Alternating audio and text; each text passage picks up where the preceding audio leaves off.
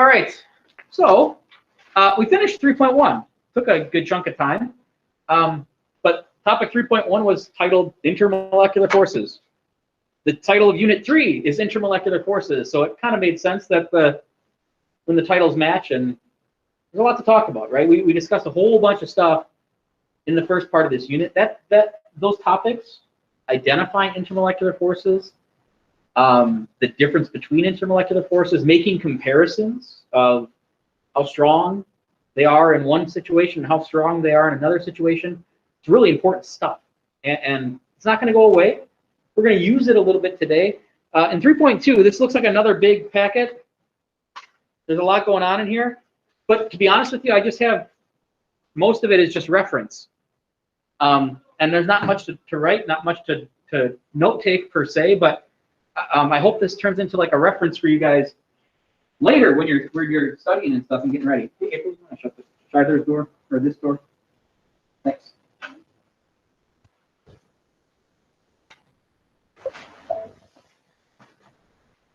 All right, now we're good to go. I'm going to pre-calibrate this thing. I am highly confident that it's not captured.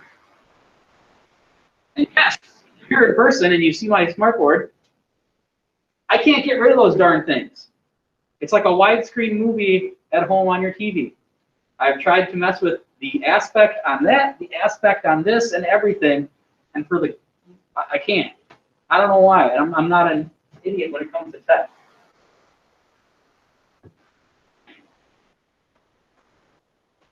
It's a little smaller board than it should be. We're not utilizing what we got, but that's what it is. All right. So, topic 3.2 is on the properties of solids. Now, this is assuming that everything we're talking about the next day or two-ish is solid. But not everything's solid at room temperature, right? There's a whole bunch of things that are liquid or gas at room temperature. We're going to be looking at molecules and substances that aren't necessarily solid normally, but we're just going to look at everything through the lens of it actually being solid.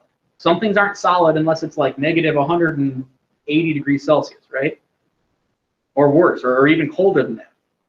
But everything we're looking at in this packet or in this topic is going to be from the lens of it being a solid phase of matter. So, on the front, I have this web, and up top I have liquid, solid, gas, the three phases of matter that we're commonly familiar with, plasma being a fourth that we don't really talk about too much. And underneath solid, I've kind of broken it down even further and webbed it out further, right? So let's just talk really quickly about liquids and gases. So how would you describe a liquid? Or are there things that you could use to define what the phase liquid means or describes?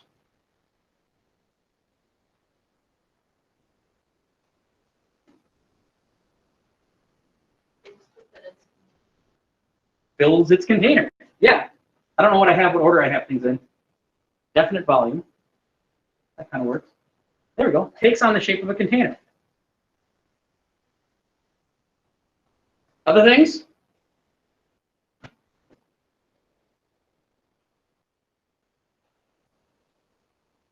couple days of school and you're just dead? Me too. I feel you. All right, fine. You win. Low compressibility.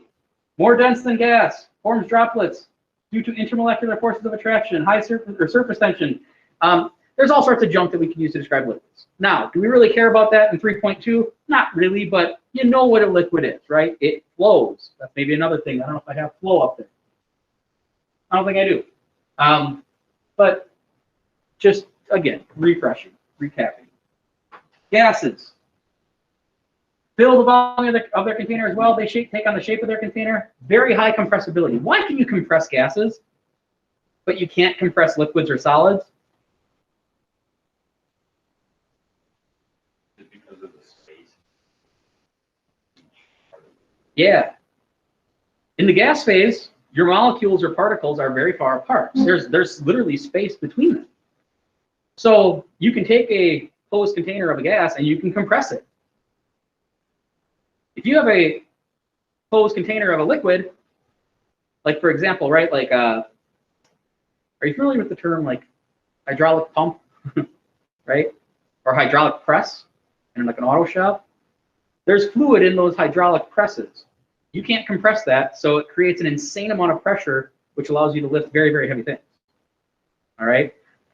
Gases you can compress because of the space between molecules. In the liquid phase, the molecules are in contact with one another. They can flow, they can move, but they're touching. In the solid phase, it's even more, right? They're touching and they're rigid. They're in place. They vibrate. They're not flowing past each other. So you can compress gases. You can't compress the other two. Less dense than solids or liquids. Now, this is generally true, right? The density thing we got to be a little careful about because of water. Water does something weird. Okay, ice, which is the solid phase of water, is less dense than liquid water. That is very, very strange. Okay, almost every other substance known to man does not do that. The fact that ice is less dense than liquid water is a very weird thing. Hey, Brazen. Yes. Can you explain to us why that happens? Or are we gonna get there sometime? Because that is weird. That is weird. So it has to do with the way when ice forms, the spacing of the molecules. The water molecules are actually more compact in the liquid phase than they are in the solid phase. So when you freeze liquid water, the molecules arrange themselves in a formation that just ends up having them a little bit further spaced out than they are in the liquid phase. And again, I can give you a nice cop-out answer here too. I mean, generally, the reason why things form the way they do is just to be more stable. So solid water or ice, those molecules arrange themselves in the most stable arrangement possible. And that arrangement just happens to be further spaced out than it is in the liquid phase. Very weird. It's a good thing, though, because if it wasn't that way, we wouldn't be here. Life wouldn't be doing so hot on planet Earth if ice was more dense than liquid water. Because in every body of water on our planet, we would have layers of ice at the bottom of all bodies of water, right? If ice was more dense. If the planet cooled down, we'd be a big ice ball if ice was more dense than liquid water. So good news, we're all here, and ice is less dense than liquid water. All right, enough about that. That's not even what the heck we're talking about. Solids, this is what we want to know, okay? Solids, definite volume, definite shape, very low compressibility, more dense than the other two, again, generally speaking, with the exception of ice and liquid water. And let's look at some different types of solids. Okay, the first place that I break it down on your little web on the front is between amorphous and crystalline. Okay, an amorphous solid is something that is highly irregular or disordered. It's not a nice repeating pattern. You can write that next to that bubble if you'd like. And if you look down below, I've got some pictures of quartz and glass. Okay, if you look down at the bottom, I've got some pictures. The quartz is crystalline. It is a nice repeating pattern. Now, if you're looking at that picture, which is on the next slide, by the way, or in a slide or two, that's three-dimensional. I have a two-dimensional picture of it, right? Again, the whole 2D, 3D paper versus real life kind of thing. But a crystalline solid is a very regular repeating pattern in 3 dimensions. An amorphous solid is highly irregular. No general pattern at all. And an example of an amorphous solid that you come into contact with every day is glass. Glass is not a regular pattern of molecules, as weird as that sounds. Okay, highly irregular. But anyway, crystalline, the exact opposite of that, very, very regular, repeating pattern over and over and over again in 3 dimensions. And the example that I have down below is quartz. So here's those pictures. Same substance. Okay, silicon dioxide, silicon dioxide. you can see in the crystalline picture, it's nice, it's regular, and the pattern, if I could extend this out further, right, and it would be the same in all directions as far as that, as far as we can go in that crystal.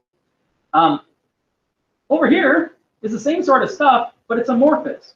You can see that it really is like trying to do that. You know what I'm saying? Like it's really kind of trying to get to here, but it just cooled down too quickly. Okay? If you cool things down very, very, very slowly over the course of time, they will form crystalline solids like this. It'll give the molecules time to kind of vibrate and wiggle into the correct happy structure. But if you cool things down rapidly, this is generally what you get. Okay? When you go from a liquid version of this molecule to a solid version of this molecule, and you do it very quickly, it doesn't give the molecules time to kind of arrange themselves in that nice crystalline repeating pattern. Now, you don't really need to know much more than that. Amorphous, irregular structure, non-repeating structure. Solid, right? But non-repeating. Crystalline, repeating structure. Very regular. Nice patterns. Okay? Oops, did I have anything else? Never mind. What's the major difference? Hey, yeah. So if you cool glass down slow enough, would it be able to Yeah. form? Yeah. And so here's the issue with it, right? It changes the properties too. So amorphous solids and crystalline solids do have different properties. And in the case of glass, it actually makes it more opaque, meaning like more difficult to see through, which is interesting as well. But yeah, so yes, you can certainly manipulate that. Because the other thing too is, I don't know if you've ever heard this or tried this, but making ice cubes with water, right? You put a tray of water in the freezer, which no one does anymore because you all have ice makers in your freezer usually. But in theory, if you were to take a tray of water and put it in your freezer, they say if you like boil the water, if the water is hot when you freeze it, it generally makes like clearer ice cubes. And I don't know, kind of weird. It has to do with the fact that like those molecules are like moving faster, and they actually like, I don't want to say this backwards. They cool down more rapidly. I don't know if that makes sense. I forget what it is. There's a good reason why. I should look it up. I'm talking and I have nothing to conclude. Sorry. I'll go. Hey, crystals. They form lattice structures. Remember that term? What did we use lattice structure or lattice energy for from last unit? What were we talking about when I used the word lattice?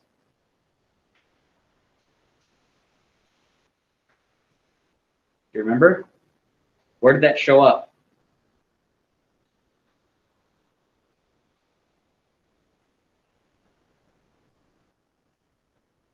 Lattice energy. Lattice structure. What types of molecules or what types of examples were we talking about? Ionic. Yeah, ionic things. Okay? Ionic compounds form crystalline solids. They form crystals. They form crystalline solids. So lattice or a crystal lattice, and you can kind of look at this just like cubes, right? Just look at this as a cube of salt, a little grain of salt. Okay? In each of the corners, we have what are called lattice points. Okay?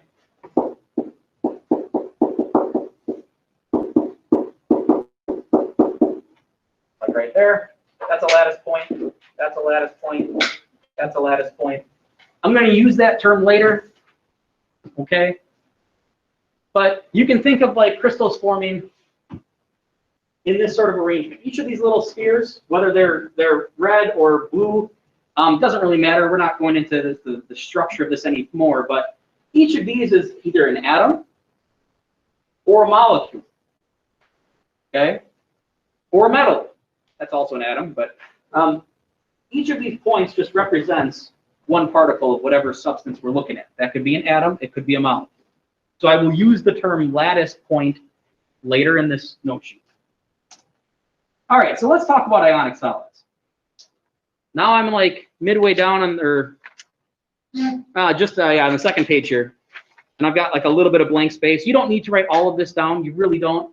But under each type of solid, I'd like you to just jot a few of these down. Okay.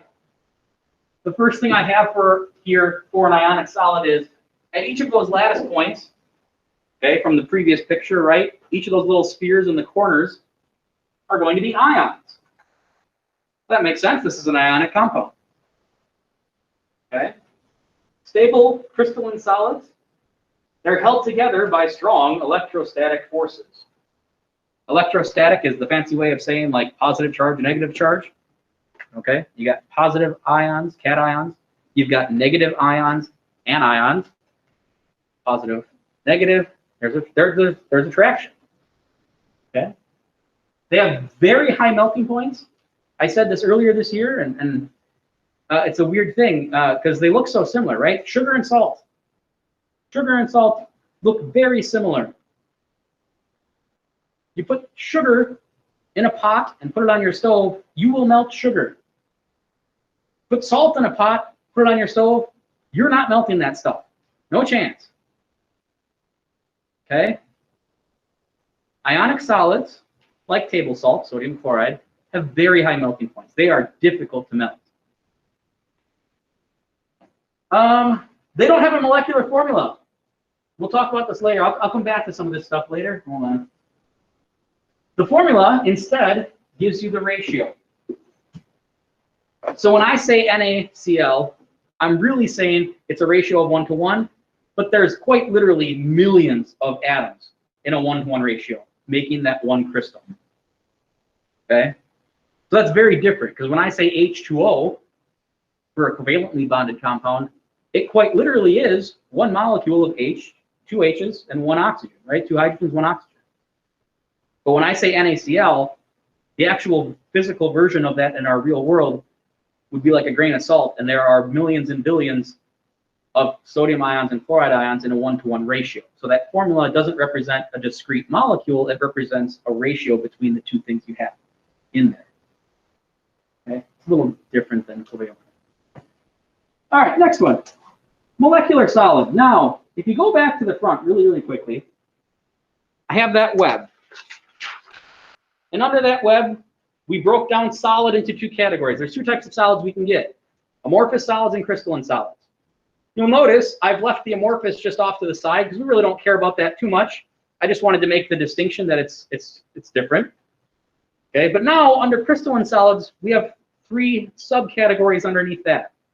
We're either going to have ionic solids, aka ionic compounds, sodium chloride being a perfect example that you're familiar with in your world.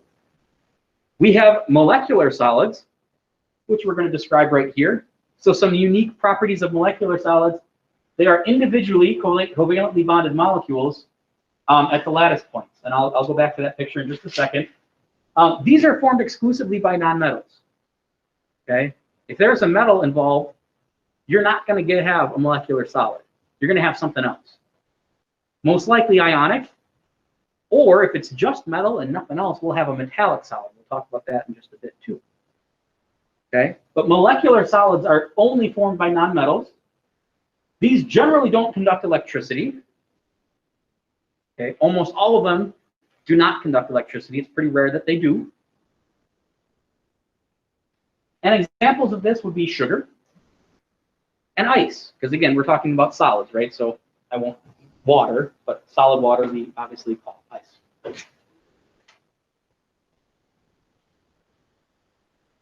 So let me go back for just one. Actually, no, never mind. I'll go back after the next slide. Let me do the next slide. Atomic solids.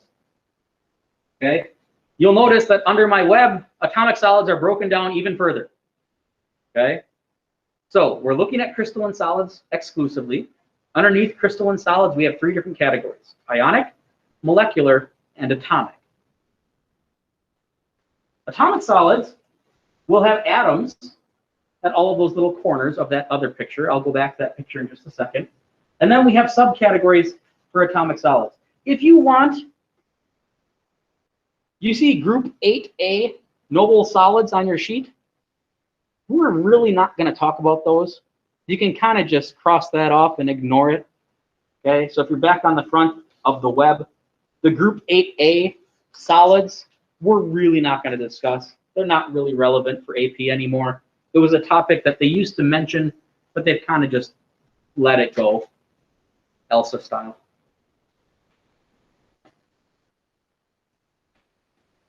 All right. Thank you.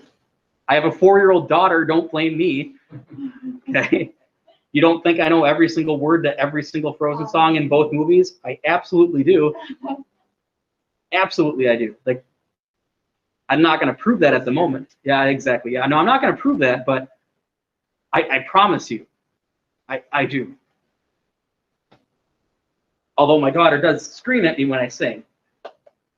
When I bust out into my Elsa, she's not a fan. Stop singing! I don't know what I'm talking about. Hey, let's learn things. Metallic solid. This is a subcategory of atomic. I'm sorry, I said I was going to go back. I got distracted by my lame jokes. Okay, here's a crystal. Okay, this is a crystalline solid, a generic representation of a crystal. The little spheres can represent different things.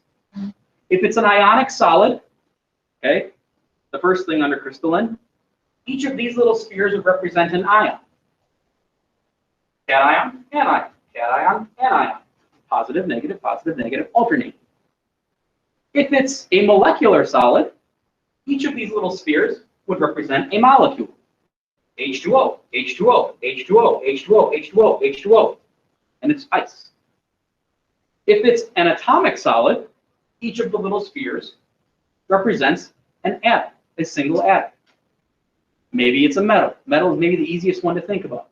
This is gold. Gold atom, gold atom, gold atom, gold atom, gold atom, so on and so forth. So this picture of a crystal can represent many different things. We just have to replace what these little spheres represent depending upon the situation we're looking at. If it's ionic, we have ions in all these little locations. If it's molecular, we have molecules in all these locations. If it's atomic, we have atoms at all the locations, okay? So I know I've referenced that in each of my little note slides here, but just to kind of reiterate that. So metals, you have metal atoms at those lattice points. Think that makes sense? They are very conductive, both thermally, meaning transferring heat throughout the sample, but also conducting electricity, okay? Metals conduct electricity very, very well.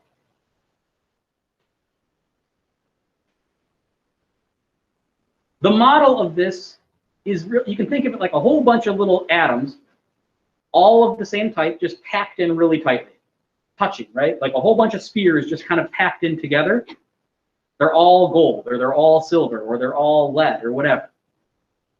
And the valence electrons of those atoms are free to roam and move and go wherever within that sample. Okay, that's called the sea of electrons in terms of metallic bonding. I mentioned that once this year. It's been a little bit, but metals, when they form solids, which again, almost all metals are solid at room temperature, it's a whole bunch of nuclei or a whole bunch of metal atoms kind of packed in tightly, and their valence electrons are free to flow throughout that entire sample. This is why they conduct electricity so darn well, because there are free moving electrons in your metallic sample. Okay? So core electrons, meaning like the ones closest to the nucleus, they are around the nucleus, but the valence electrons are very mobile, and they call that the sea of electrons, SEA. They can form alloys, meaning you can mix metals together.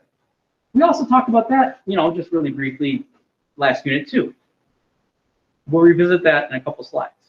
But metals can form alloys. I can take zinc, I can take copper, and I can blend them together to make an alloy called brass. Okay? So, again, things to consider. Next category, These are very unique. These are called covalent network solids.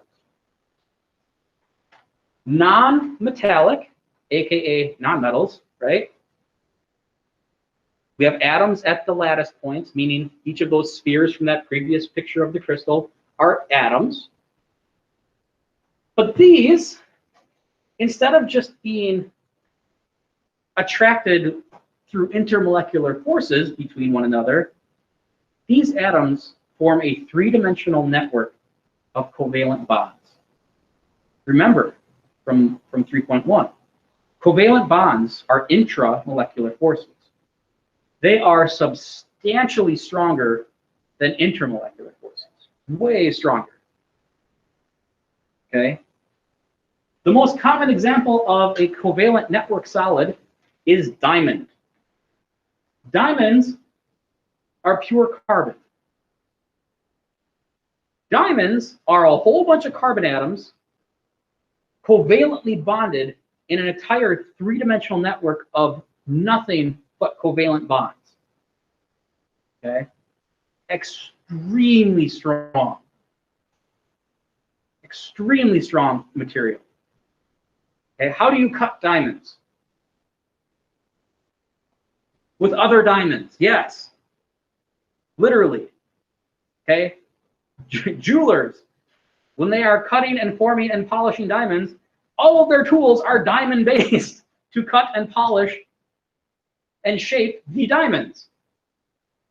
Okay? They take all the junky ones that are like shards and not pretty looking for rings, and they make them into tools and blades and things like that to cut, and saws, right?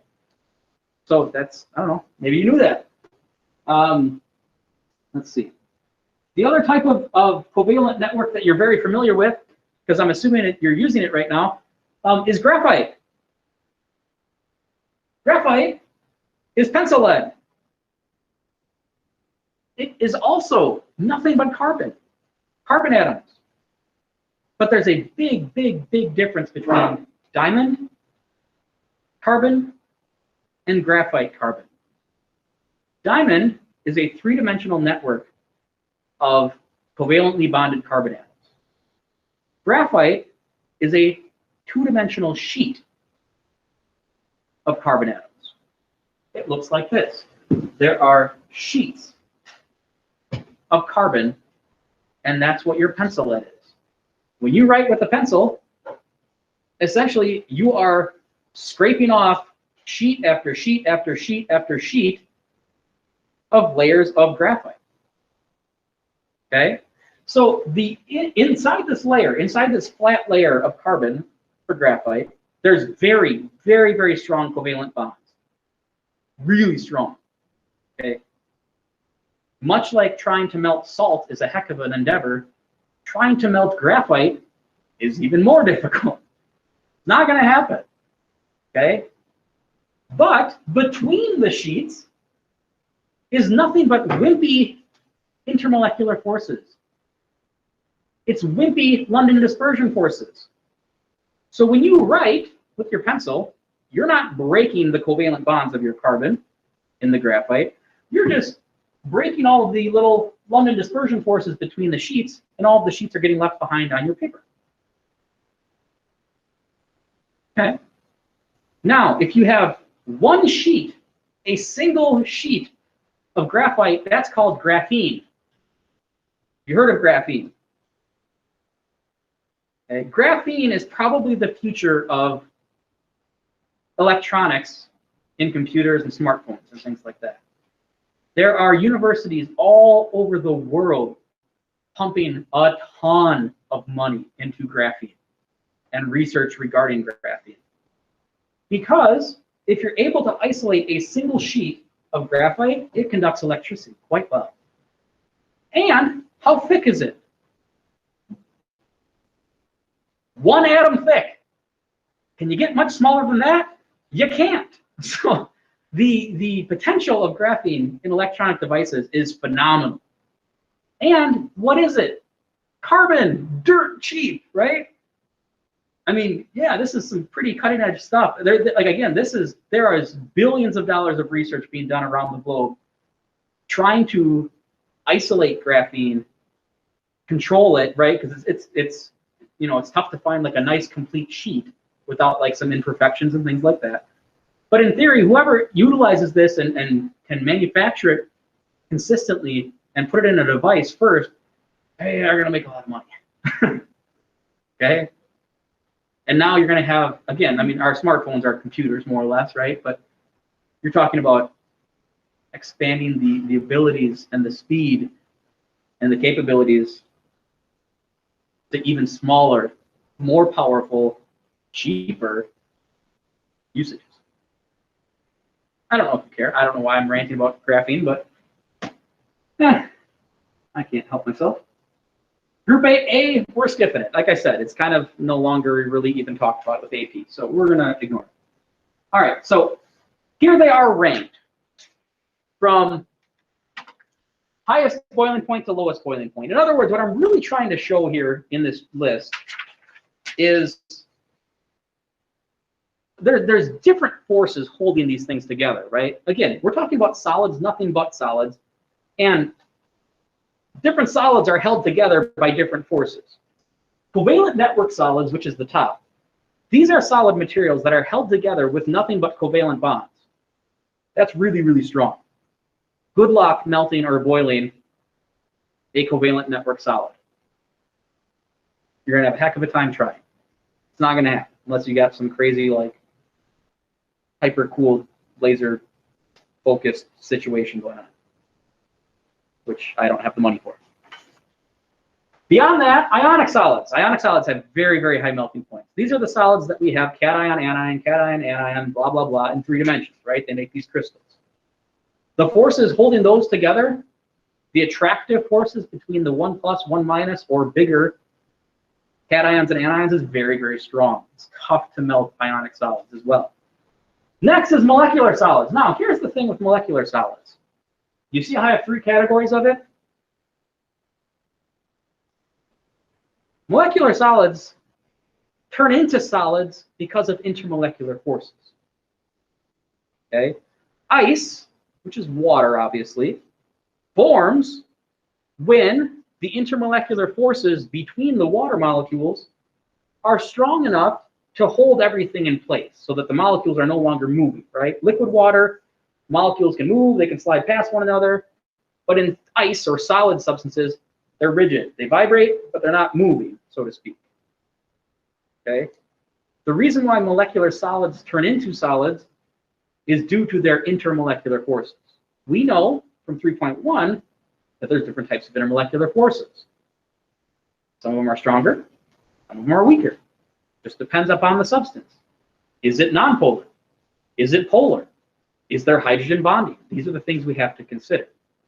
Okay, so that's definitely going to come back. Atomic 8A, we don't care. And metals, I didn't really put them on the list. There's kind of an issue with it because their properties are insanely different. Mercury, familiar with mercury? Not the junky car maker. Okay, mercury metal. I apologize. If you own a mercury, I do apologize. I don't even know if anyone owns a mercury anymore. It's a car company that was owned by, who made it? It was the Dodge company owned them. But they were awful cars, and they don't make them anymore. Hey, I'm off topic again. So mercury metal is liquid. That's a pretty low melting point. It's lower than room temperature. Tungsten melts at like 3,600 degrees Celsius. That's really high. So metals are literally anywhere and everywhere throughout this list. I can't really pinpoint one specific spot where the melting point of metal would fall. Because some metals are way up here by the covalent network solids. Other metals are way kind of down here between the molecular solids. It just depends on which one you got. Okay? Some metals have very high melting points. Some metals are literally liquid at room temperature. The other cool one is gallium. Okay, gallium is technically a solid at room temperature, but it literally melts in your hand, which is very strange. Because when you grab metal things, they don't typically melt in your hand. That's called chocolate. Okay, so there's some weird things, okay, and I can't really put it in here in one specific spot. All right, so here's some examples. This one we can ignore because that's your group 8A that we don't really care about, and it's not really taught and discussed on the AP test. But with the little bit of knowledge I've given you, let's go through these. Let's figure out what type of solid they're all going to form. Now, this is how you will see carbon in diamond form or carbon in graphite form. They will literally write the word in subscript behind capital C, which means carbon. Okay. Sometimes they'll have like capital C GR. The GR, of course, means graphite. They will have capital C DI or DIA or something like that. If they don't write out the whole word, that would mean diamond, right? I think you could catch on to that, but just be aware, it's pure carbon. What type of solid does diamond form? What did we just say a little bit ago? Say covalent network. Okay, and what the heck does that mean? It means that you have nothing but covalent bonds holding these carbon atoms together. A giant three-dimensional network of nothing but covalent bonds. And remember, covalent bonds, way the heck stronger than intermolecular forces. Way stronger. Plus, you know how, like, again, like diamonds are notoriously like strong material, right? You've heard that throughout your life, I think. So that's good. That real world knowledge comes into play here. W, what's W? That's tungsten. I was just talking about that not too long ago. Tungsten has what type of solid, or what type of solid would it form? It's metallic. It's a metal. Yeah, that's all. If you see a single element, and that single element is a metal, spoiler alert, it makes a metallic solid. It's not too surprising. Okay. NaCl, what the heck's that stuff? That's salt. And what type of solid is salt? It's an ionic solid. Yeah, it's an ionic solid. We would have sodium 1 plus ions, chloride 1 minus ions, alternating to make a big three-dimensional crystal. That's literally, if you have a grain of salt, right? That is billions and billions and billions of sodium 1 pluses and chloride 1 minuses in an alternating crystal pattern. H2O, what kind of solid did this make? It's molecular. Now, what we have to be careful of, right, is things like this. That looks like a molecule. That looks like a molecule. The dead giveaway is, for molecular solids, you're looking for nonmetals. And there they are. Non-metal, non-metal. It's a molecule. This has to be a molecular solid. But let's go one step further. It's a molecular solid with which type of intermolecular force being the strongest? Hydrogen bonding. We know that water has hydrogen bonding. So I'm going to specify that. This is a molecular solid that would form, and the intermolecular forces would be hydrogen bonds. Okay.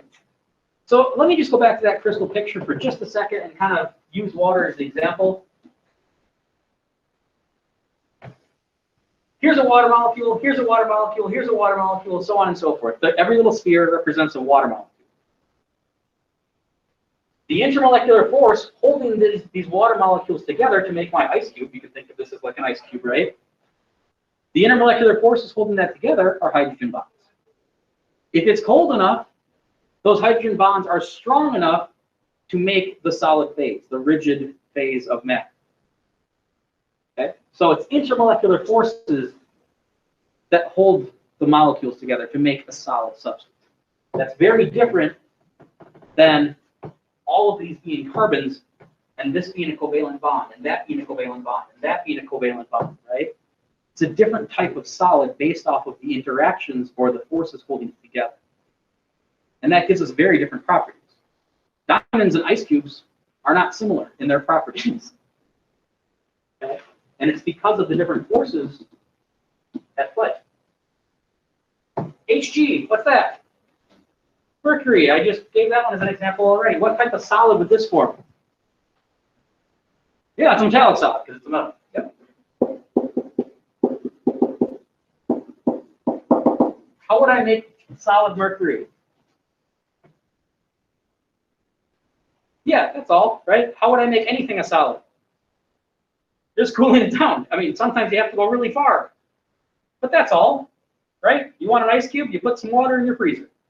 Boom. A couple hours later, ice cube. Okay? Same thing's true for any other substance. Again, you might have to get colder than what we know for water, but in theory, you can take any substance, cool it down far enough, and you'll get a solid substance from that material. Okay? PCl3. What type of solid would this make?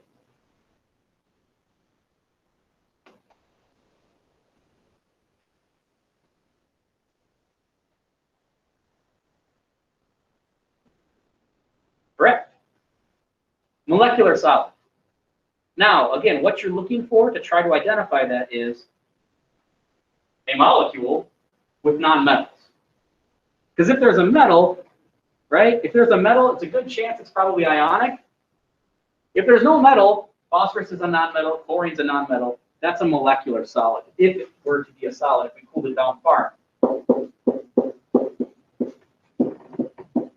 Now, this is a molecular solid with which type of intermolecular force? Yeah, I don't think you should know offhand. I really don't think you should. If you do, stop studying chemistry in your free time. Okay? We probably have to think about this one. This one takes a little more thought. Let's draw a Lewis diagram, just for fun. Because I know how much enjoyment that gives you. I've only met some of you this week, but I know what gives you pure joy, and it's Lewis diagrams and three-dimensional structures. It's got to be. That's a good thing. PCl3. How many total valence electrons? That sounds about right. 7 each for the chlorines to get us to 21. Phosphorus has 5 for a total of 26. I'm going to throw the phosphorus in the middle. I need 3 chlorines around the outside. That requires 3 bonds. That used 6 of them. 20 more to go. 6, 12, 18. 2 more. Those go in the center. We're done. Coordination number 4. What's the shape we would get for those 4 things to separate? It would start as tetrahedral, right? Coordination number 4 starts as tetrahedral, but I don't have 4 atoms. The trigonal pyramid. Yeah, it's a trigonal pyramid. Polar or nonpolar? Polar. What type of intermolecular force do we have in that molecule? Yeah. Yeah. All right. Nice. You guys know this.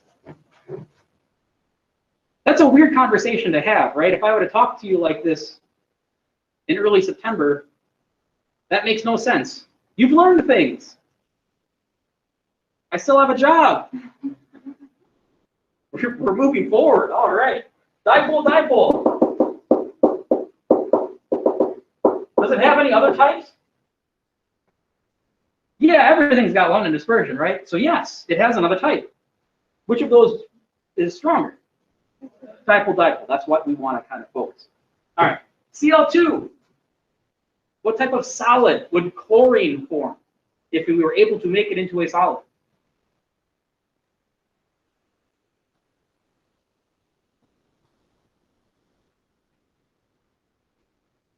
Now, good guess.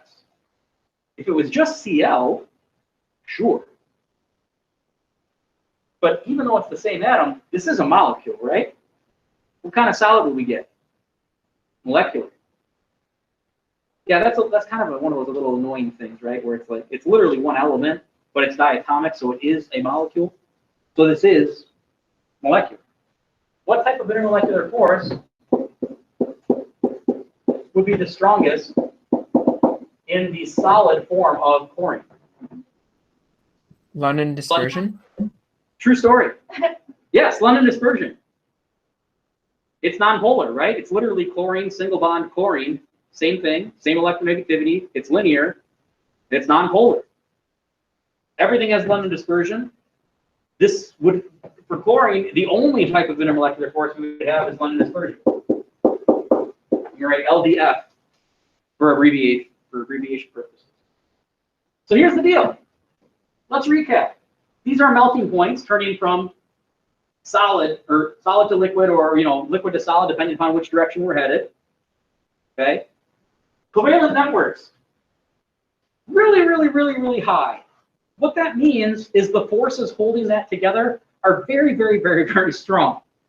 Covalent network solids have the strongest forces holding the solid together. They're covalent bonds.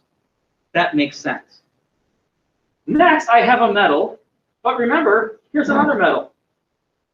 The spectrum of metals is extreme. Tungsten will melt at 3,400 degrees Celsius. Mercury will melt at negative 40 degrees Celsius, approximately, right? They're both metals, drastically different properties. So we can't really neatly tuck metals into this hierarchy of properties. Sodium chloride, ionic solid. Generally speaking, ionic solids have very high melting points, 801 degrees Celsius. That's pretty high. That's a lot of energy to melt an ionic solid. Molecular solids, they kind of fall in all over the place. They're generally low melting points, generally, if we have small molecules. Bigger molecules means more London dispersion forces, which can lead to some higher melting points of molecular solids, okay? Again, I've used the example of wax a couple times this week. I'll use it again today. Wax is solid at room temperature. Okay, it doesn't have a very high melting point, but it is solid at room temperature, and it has nothing but London dispersion forces. So keep that in mind. The size of the molecule plays a big role in how much those London dispersion forces have an effect. Big molecules have a lot of London dispersion forces, and they can absolutely be solid at room temperature. Not uncommon. Yeah, that's all I got. Let's keep going. All right, the next, I don't know, 3-4 pages. 4 pages. Each of these is essentially like a little Wikipedia page, you could think of it as, regarding that type of solid. I'm going to point out some highlights, some things that I would like you to underline or box out or highlight, literally, in your packet. But this is more or less a recap with a couple extra things that we just haven't talked about yet. And this is where you want to go, okay? When you are asked a question, because by the way, the last page on here is questions we're going to go through together, okay? When we're looking at the answers to these, the answers should be able to be found in our little note sheets over the next 4 pages. Okay, so let's go through something. I do want to point out a couple high points, like I said, and just a note here or there, but there's not going to be much to take. Holy crap.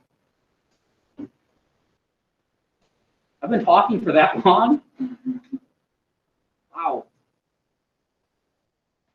I thought I had like half hour left. That's okay. So these are ionic solids, okay? They kind of look like this. This is a very good representation. It's a whole bunch of ions alternating in a pattern to make a 3-dimensional crystal, okay? There's a million examples. Again, there's more over here, calcium fluoride and sodium chloride and lithium. That's that. I can't read that. That's bismuth? That wouldn't make sense, would it? Whatever. And zinc sulfide, whatever, okay? It looks like this. Alternating cations and anions. Each of these little lattice points or these little corners in these models are ions, okay? Again, electrostatic forces, aka positives and negatives. That's what holds it together. Here's what I want you to focus in on, the properties, okay? We've already talked about that they have high melting points, which in turn would mean they have high boiling points. Those two kind of go hand in hand, right? makes sense. The vapor pressure thing, we'll come back to it a different day. I don't really care about the vapor pressure stuff right now. This is a weird one. Sorry, I'm going to erase my line. Brittle. Okay? These last four, I want you to kind of outline. Okay?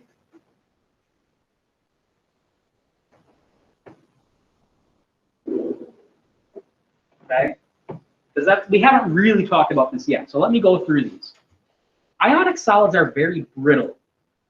You can take grains of salt. Have you ever bought the sea salt where the grains are really big? You can take those and smash them.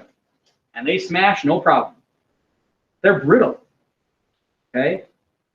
When you impact an ionic solid, what happens is, go back.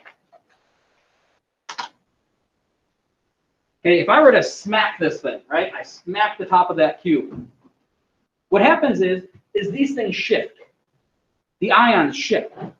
And when they shift, now all of a sudden, I'm lining up negative next to negative, positive next to positive. What happens? When two negative ions are next to each other and two positive ions are next to each other, what happens? They repel. So when you impact or,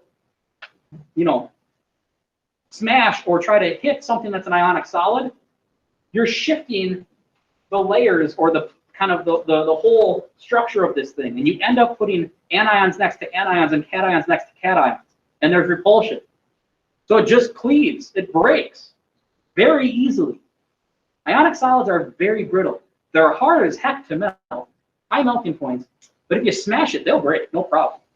And they break because when these get impacted, the cations and anions, which were nice and held in place, the cations are now next to other cations, the anions are next to other anions, and they repel, and it just will cleave. Kind of interesting.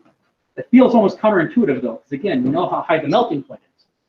Okay? Try to smash a diamond. How's that go for you? Not great. Okay, different properties.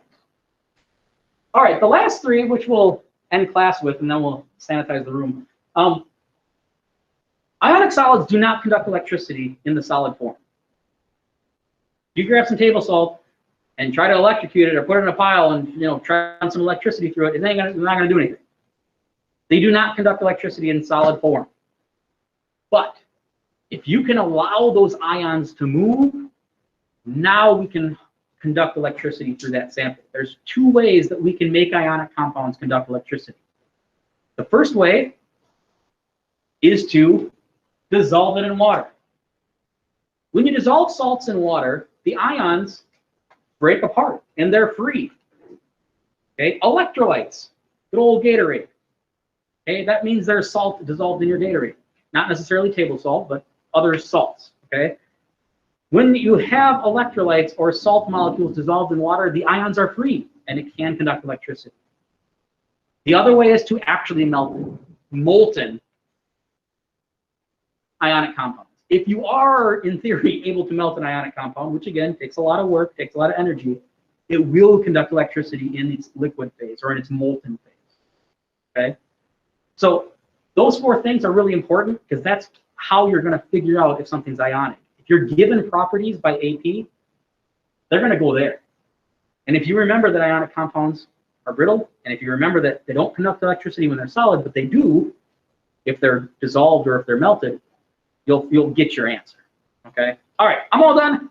Have a lovely day, computer people. People in the room, grab a wipe, please, and sanitize your area. We will catch you guys later. I suppose B group's gone now, and see you guys in 2 weeks or a week and a half, I suppose, or whatever you want to call it at this point.